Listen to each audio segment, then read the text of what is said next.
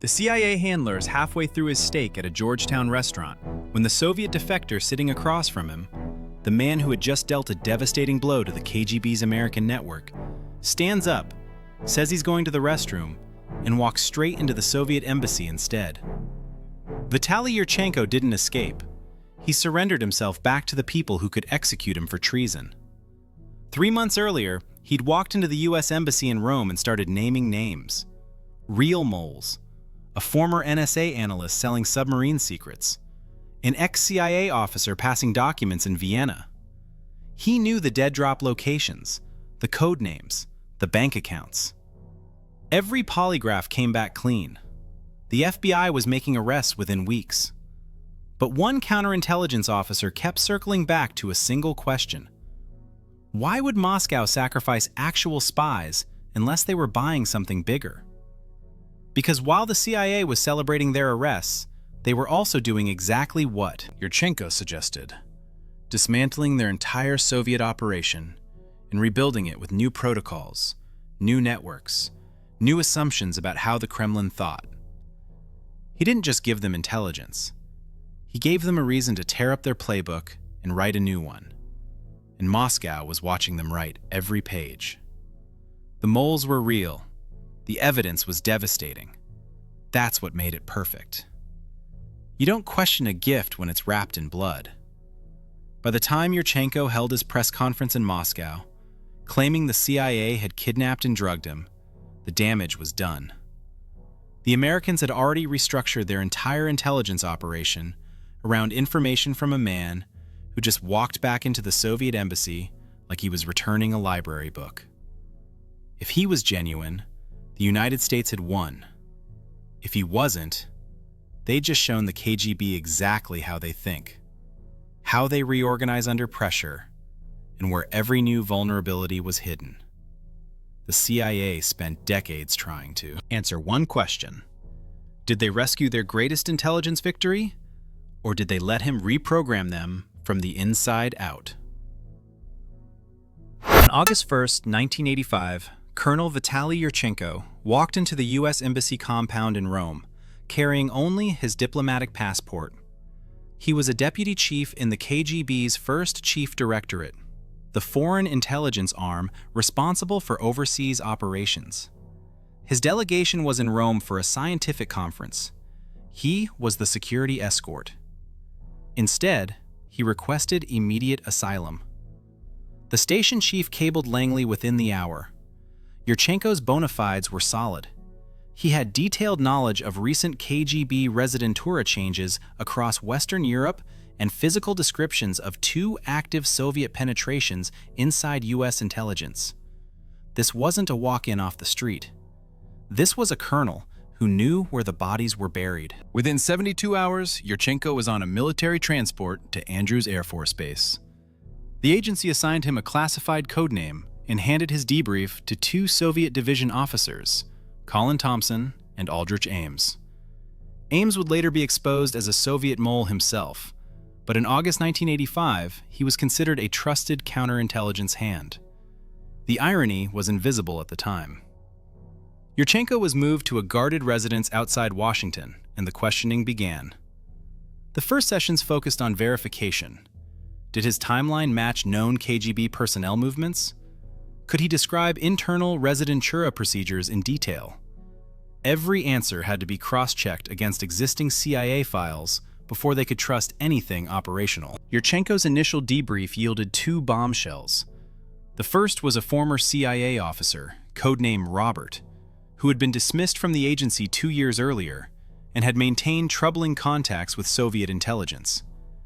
Yurchenko knew details of his specialized training for the Moscow station, his history of approaching the KGB in Europe, and his current vulnerability to recruitment. The second was an NSA employee, codename Mr. Long, who had walked into the Soviet embassy in Washington in January 1980 and sold submarine surveillance secrets for $35,000. No documents, no intercepts, just Yurchenko's memory of KGB handling reports. Thompson and Ames looked at each other. If these leads were real, the FBI had 2 active espionage cases on their hands. If they were bait, the agency was about to waste months chasing ghosts. Thompson ran Yurchenko's Robert description against recent CIA resignations. The match came back fast. Edward Lee Howard, a dismissed case officer with Moscow training who had been cut from the agency in 1983 after a failed polygraph. Howard had already received classified briefings on CIA assets inside the Soviet Union before his dismissal. The timeline matched. Howard's training, his grievance, it all fit Yurchenko's account. The FBI opened a file and placed Howard under surveillance, but within weeks, he managed to slip away from his New Mexico home. Yurchenko had given them a name, but the mole would soon be beyond reach, eventually surfacing in Moscow under KGB protection. The NSA claim was harder. Yurchenko described a middle-aged communications specialist who visited the Soviet embassy in Washington in January 1980. But NSA had no internal record of a walk-in and no documentary evidence. The man had volunteered information on submarine acoustic surveillance, specifically SOSUS arrays in the Atlantic and acoustic signatures of U.S. attack subs operating near Soviet waters. He'd been paid $5,000 in cash for the initial meeting and had continued selling secrets for at least 5 years. But Yurchenko couldn't provide a name, only a physical description and the rough timeline. That left the FBI with a needle and haystack problem. 14,000 NSA employees with varying levels of access and no legal grounds to start mass surveillance. FBI counterintelligence opened a mole hunt, facing a daunting challenge. The initial suspect pool included anyone with access to SOSUS arrays, submarine acoustic signatures, or Barents Sea patrol data between 1980 and 1985. The Bureau's legal constraint was absolute. Without evidence of ongoing contact with Soviet intelligence, they could not wiretap, surveil, or polygraph employees en masse. Any false move risked alerting the real mole and triggering a security purge that would bury the trail forever. So the investigation had to proceed through indirect cross-checks, financial records, travel logs, personnel anomalies. Investigators worked to narrow the field to several hundred high-priority suspects. It was methodical, invisible, and slow.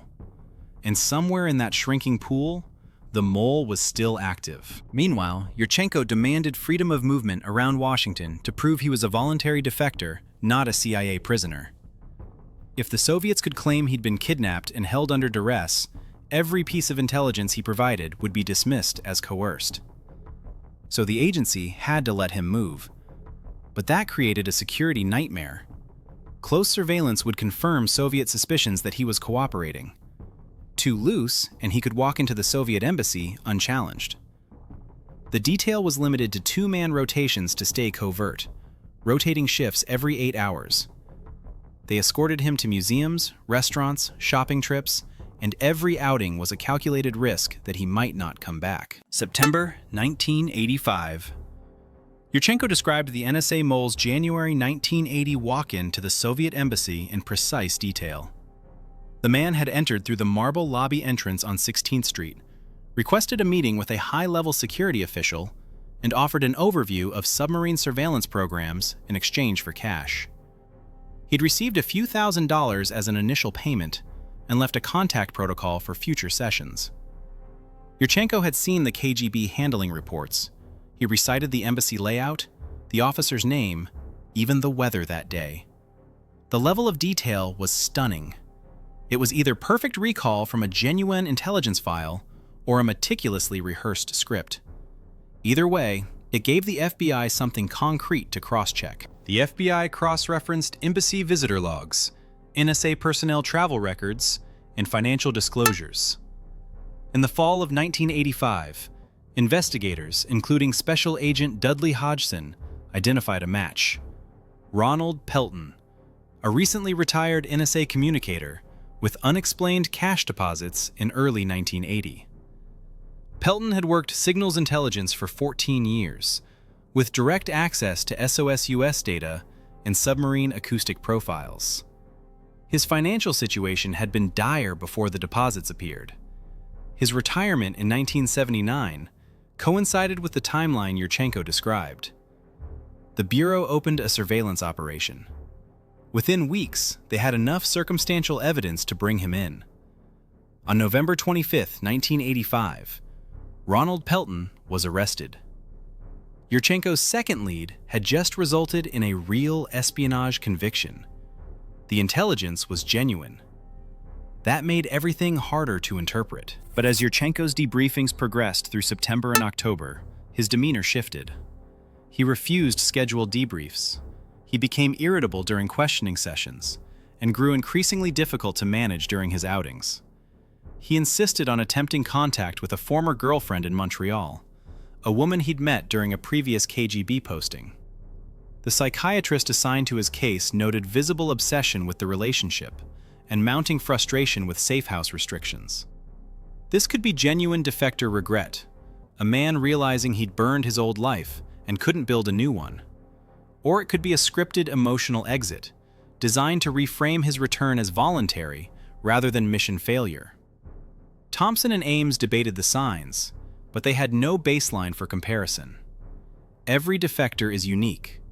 Every case is a sample size of one. November 2nd, 1985, 6:20 p.m. Yurchenko and his CIA escort sat down for dinner at Au Pied de Cochon, a French restaurant in Georgetown. His escort was Tom Hanna, a 26-year-old security officer. Halfway through the meal, Yurchenko stood up, said he was going for a walk, and left the restaurant. Hanna waited. Standard protocol was to give defectors space unless they explicitly signaled distress. After 15 minutes, he stepped outside. Yurchenko was gone. Within 90 minutes, Yurchenko reportedly appeared at the Soviet residential compound on Wisconsin Avenue, less than a mile and a half from the restaurant, requesting re-entry. The guard recognized him and opened the gate. He walked in. No chase, no intercept, no second chance. Burton Gerber, CIA Soviet Division Chief, received the call at home. The Soviets were preparing to present Yurchenko to the media and move him out of the country within days. The clock was ticking. Defector verification relies on 3 independent checks. First, documentary evidence. Files, photos, technical schematics the defector brings with them. Second, corroborated intelligence that leads to arrests or confirms ongoing operations without prior CIA knowledge. Third, polygraph baselines that detect rehearsed deception. Yurchenko provided no documents. He arrived with only his memory. But his Edward Lee Howard and Ronald Pelton leads were independently verifiable. Howard's flight to Moscow and Pelton's financial records matched Soviet contact timelines the CIA had no prior way of knowing. That was the second check. Passed. The polygraph was the third, and that's where the problem got harder. Yurchenko sat for multiple sessions over 2 months. Every result came back clean. Either he was telling the truth, or he was the best trained liar the agency had ever tested. The polygraph measures 3 things your body does when you lie. Your breathing changes, your skin conducts electricity differently, your heart betrays you. The examiner starts with control questions, safe, neutral facts, then pivots to the investigation. When you lie, your body revolts.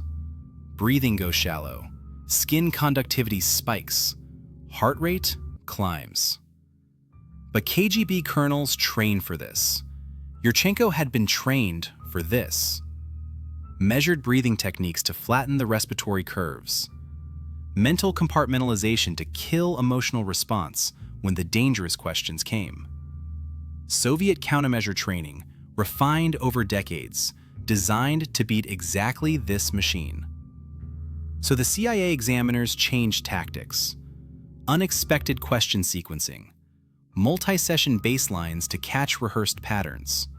They were hunting. For the moment his training would slip. It never did. Session after session, Yurchenko's readings stayed flat. Eerily calm. No spikes, no tells. No cracks in the performance, if that's what it was. The disinformation calculus is zero-sum.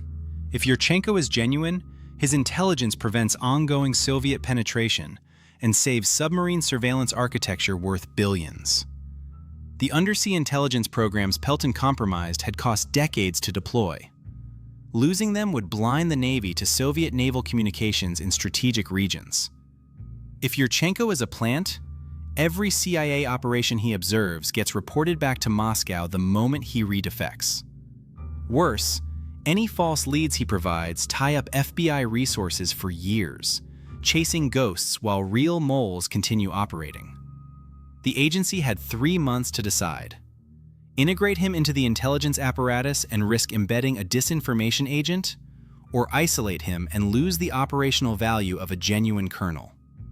The decision couldn't wait, but the data couldn't resolve it. CIA. Psychiatrists noted Yurchenko's fixation on his ex-girlfriend in Montreal and his visible frustration with safe house restrictions. He spoke about her constantly during informal conversations. He requested permission to travel to Canada and attempt reconciliation. The psychiatrist's report flagged 2 possible interpretations. First, genuine defector regret. A man who had burned his career, his country, and his family, only to realize he couldn't rebuild a life in exile. The obsession with the girlfriend was a psychological anchor, a symbol of the life he'd lost. Second, a scripted emotional exit. Moscow could have planted the girlfriend story as a plausible motive for re-defection, designed to reframe his return as voluntary emotional breakdown rather than mission failure.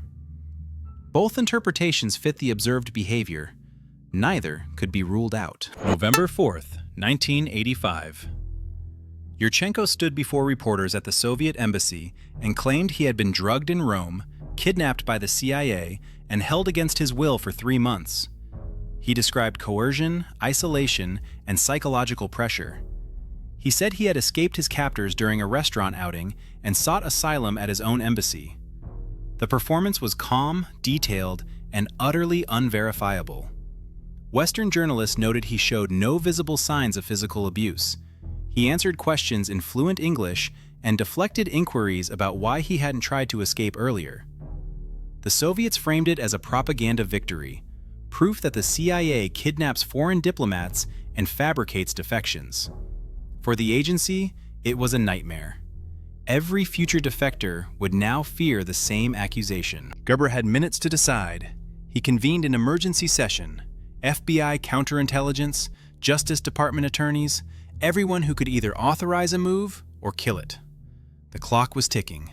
Could they stop Yurchenko before he disappeared behind the Iron Curtain forever? The answer came back like a steel door slamming shut. No.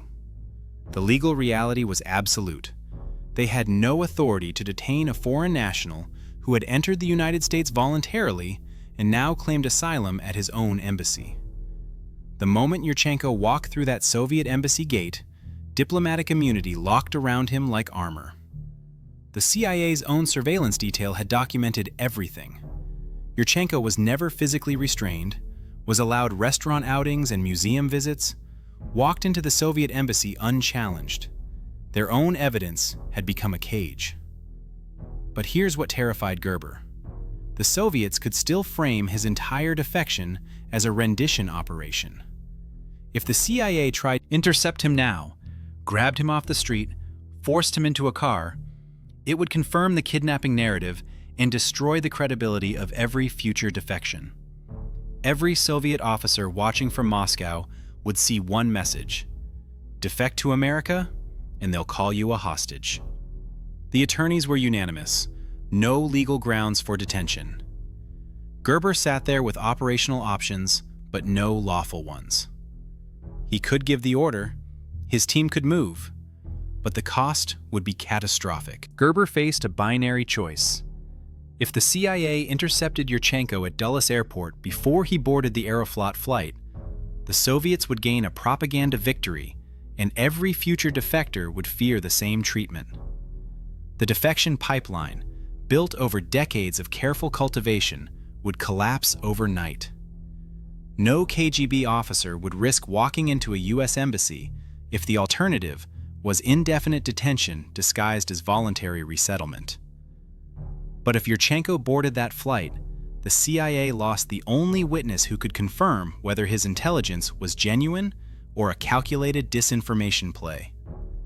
They would never know if they'd been played, and Moscow would know they couldn't hold a defector who wanted to leave.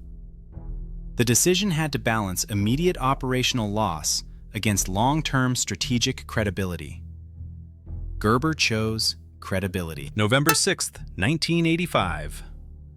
Vitaly Yurchenko boarded Aeroflot Flight 214 at Dulles International Airport. The CIA surveillance team watched from a distance. No intercept, no confrontation, no dramatic chase. He walked up the boarding stairs and disappeared into the fuselage. The flight departed that afternoon and arrived in Moscow the following day. Soviet state television broadcast his arrival. He was greeted by KGB officials and driven directly to a secure facility for debriefing. The CIA filed its after-action report. Burton Gerber's decision was logged, justified, and archived. The case was officially closed. The only question left open was the one that mattered most. Had Yurchenko been genuine? Or had the agency just spent 3 months being reprogrammed by the most sophisticated disinformation operation of the Cold War? Ronald Pelton was convicted of espionage in June 1986 and sentenced to life in prison. His confession confirmed he had sold SOSIS acoustic data and other technical intelligence to the KGB for 5 years, from 1980 to 1985. The damage assessment was devastating.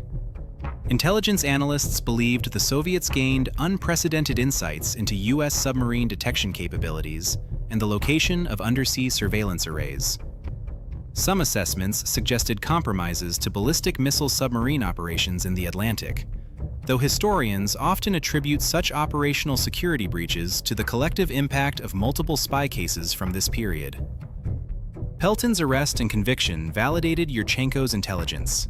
The lead was real. The mole was real. That made the question of Yurchenko's loyalty even harder to answer. If he was a plant, why would Moscow sacrifice Pelton? If he was genuine, why did he go back? Edward Lee Howard evaded FBI surveillance in New Mexico in September 1985 and reached Moscow by October. He lived in exile for the next 17 years, never facing trial. The KGB set him up in an apartment, provided a pension, and occasionally paraded him before Western journalists as proof of CIA incompetence. Howard gave interviews, wrote a memoir, and died in 2002 under circumstances that remain disputed. Some reports say a fall at his dacha, others suggest foul play. Yurchenko's identification of Howard was accurate. Howard's flight to Moscow matched the timeline Yurchenko provided. Another real lead, another confirmed mole, and another piece of evidence that made it impossible to dismiss Yurchenko as pure disinformation. Yurchenko was awarded the Order of the Red Star upon his return to Moscow, according to some accounts, though other sources say the decoration came later. He was reassigned to a training post within the KGB, far from operational command. Western analysts interpreted this as either a reward for a successful disinformation mission or a quiet demotion for a genuine defector who embarrassed the service by returning. Yurchenko gave no public interviews that clarified his motives. He reportedly lived quietly in Moscow. While some accounts suggest he passed away around 2010, the historical record remains unclear, with other sources indicating he may have been alive as recently as 2018. The KGB archives that might settle the question remain classified. The CIA's own internal review concluded that the evidence was too ambiguous to make a definitive determination. Yurchenko took the answer with him. The Yurchenko case broke something inside the CIA that couldn't be fixed with new rules. They tried anyway. Future defectors would face stricter movement restrictions during initial debrief phases, longer isolation, 4-man security teams instead of 2, with overlapping coverage zones designed to prevent walkouts. Polygraph protocols shifted away from single-session physiological readings toward multi-session baselines and behavioral observation, accounting for Soviet countermeasure training. But the changes were procedural, not philosophical. Because here's what the agency couldn't solve. There is no definitive test for loyalty when the subject is trained to deceive, and the evidence points both ways. You can expand the security detail. You can refine the polygraph. You can lock a man in a room for months.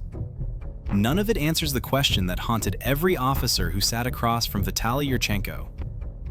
Was he broken? Or was he never ours to begin with? The case became a permanent fixture in counterintelligence training, not as a success story, as a warning, an example of irreducible operational uncertainty, a reminder that in this world, some questions have no answers, only consequences. The Yurchenko case remains the most puzzling defection of the Cold War, and here's why it can never be solved. His intelligence was real enough to convict 2 U.S. traitors. His polygraph results were clean across multiple sessions. His behavioral profile matched both genuine defector regret and scripted re-defection preparation. The evidence supports 2 incompatible conclusions with equal weight. If he was genuine, the United States gained critical counterintelligence victories, and then lost a high-value asset to remorse and poor handling. If he was a plant, Moscow sacrificed 2 real moles to reprogram CIA procedures, test verification protocols, and map how the agency reorganizes under pressure. Both interpretations explain every documented fact. Neither can be ruled out. The paradox is structural, not evidential. A perfect intelligence problem has no solution, only 2 equally valid answers that can't coexist. Yurchenko walked into the Soviet compound in 1985 and disappeared behind those doors. And on the other side, the truth stayed with him. The strategic question is not whether Yurchenko was genuine or a plant. The strategic question is what the CIA learned from the experience, regardless of his true loyalty. If he was genuine, the lesson is that even successful defections can fail for human reasons that have nothing to do with intelligence value. Loneliness, regret, romantic obsession. If he was a plant, the lesson is that disinformation operations don't have to fool you forever. They just have to watch you reorganize and learn how you think. Either way, the agency had to assume Moscow was studying the response. Every procedural change, every new verification protocol, every shift in defector handling became a signal about CIA priorities and vulnerabilities. The Yurchenko case taught the intelligence community that verification is never final, and uncertainty is a permanent operational condition. The human cost was concrete. Ronald Pelton is still serving his life sentence, now in his 80s. Edward Lee Howard died in exile, never reconciling with the country he betrayed. Vitaly Yurchenko spent his final years in a Moscow apartment, his loyalty questioned by both sides. Burton Gerber retired from the CIA in 1989, his career marked by the decision to let Yurchenko leave rather than force an intercept. Colin Thompson and the debrief team spent years second-guessing every session, every question, every behavioral cue they might have missed. The case left scars on everyone it touched, and it left a permanent question mark in the institutional memory of both the CIA and the KGB. Some intelligence operations resolve cleanly. This one didn't. And that matters more than the answer. August 1st, 1985, Rome. A man walks into the US Embassy and changes everything. His intelligence leads to Ronald Pelton's arrest and conviction. Edward Lee Howard is identified. Yurchenko himself passes every polygraph they give him. Then, November 2nd, 1985, a Georgetown restaurant. He walks out, straight into the Soviet embassy. 4 days later, he's on a plane to Moscow. He reportedly resumes his KGB career like nothing happened. His fate after that remains murky. Some accounts place him in Moscow decades later. Others suggest he may have died years ago. Every verifiable fact is documented. Every detail confirmed. So why are historians, intelligence analysts, and former CIA officers still fighting about what it means? Because some see a genuine defector the agency destroyed. Others see a disinformation masterpiece that exceeded Moscow's wildest dreams. The evidence supports both. And that's exactly the point. The CIA spent decades trying to answer one question. Did they rescue their greatest intelligence victory? Or did they let him reprogram them from the inside out?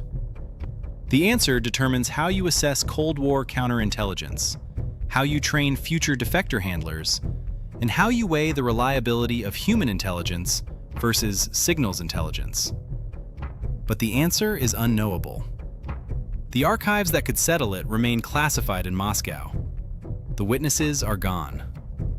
The evidence is perfectly balanced. And so the Yurchenko case endures as the Cold War's most perfect intelligence paradox. A defector who was too credible to dismiss and too suspicious to trust, whose intelligence was real and whose loyalty was invisible. He walked into the American embassy in Rome and provided intelligence that led the FBI to uncover Soviet submarine secrets. Then he walked back, and neither side ever figured out why.